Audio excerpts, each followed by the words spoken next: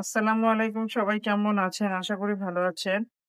এই যে আমি আজকে মুড়ি ঘন্ট রান্না করব মাথা দিয়ে। তো আমি এই বেশ উল্টাই দিচ্ছি। কারণ ভাঙ্গা খেতে ভালো লাগে না। তো আমি আস্ত ভেজে নিছি। এই তো। তাই রান্না করতেছি। মুড়ি ঘন্ট রান্না করব। এই যে আমি মুগ ডাল ইয়ে করে রাখছি, ভিজায় রাখছি। এখন দিয়ে দিব।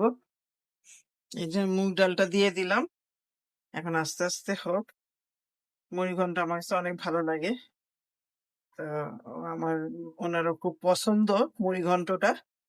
তো আমি মাছটা ভেজে নিছি। এত বড় মাথা তো। মাছটা না ভেজলে মসলা যদি না ঢোকে, এইজন্য ভেজে নিলাম। আর এই তো আমি মুড়ি ঘন্টটা আগে ভালো করে কষাই নিছি। গরম মসলা গুঁড়া থেকে সব দিয়ে এই যে কষানো হইলো। এখন ডালটা সিদ্ধ হোক। সিদ্ধ হইতে যতক্ষণ লাগে আর কি। এই যে অনেকটাই ডালটা সিদ্ধ হয়ে আসছে। হ্যাঁ, তো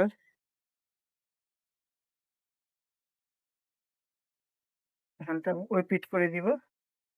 না ভাঙে যেন, দুই পাশে যেন মশলা ঢুকে, এই জন্য আমি এটা ওই পিঠ করে দিব।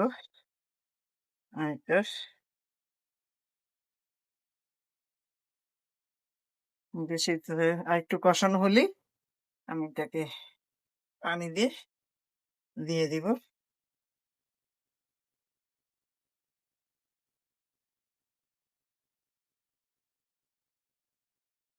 এই যে ভালো করে কষানো হয়েছে। আমি এখন পানি দিয়ে দিব। অল্প পানি দিলাম। এতে আর ডালটা কষবে।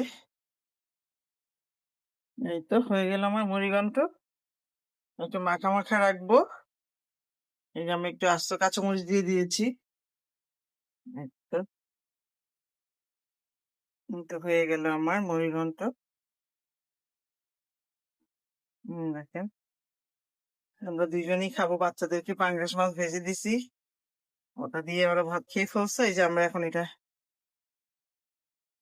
এই তো এখন আমি একটু জিরা দিয়ে দিব। ধনিয়া পাতা নাই আমার, ফ্রোজেন করাও নাই, সব শেষ হয়ে গেছে। ১ বছরের ফ্রোজেন করা ধনিয়া পাতা অনেক রাখছি। সরি, ১ বছর না, ৬ মাস। তো এই তো এখন জিরা গুঁড়া দিয়ে আর কি করার আছে।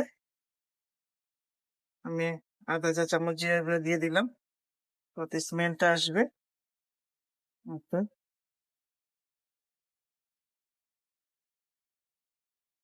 আমার কাছে ভালো লাগে। মুড়ি ঘন্টটা খেতে অনেক মজা।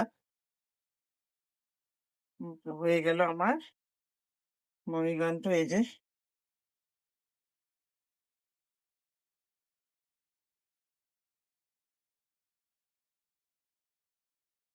খেতে অনেক ভালো লাগে। এই তো আল্লাহ হাফেজ, সবাই ভালো থাকবেন।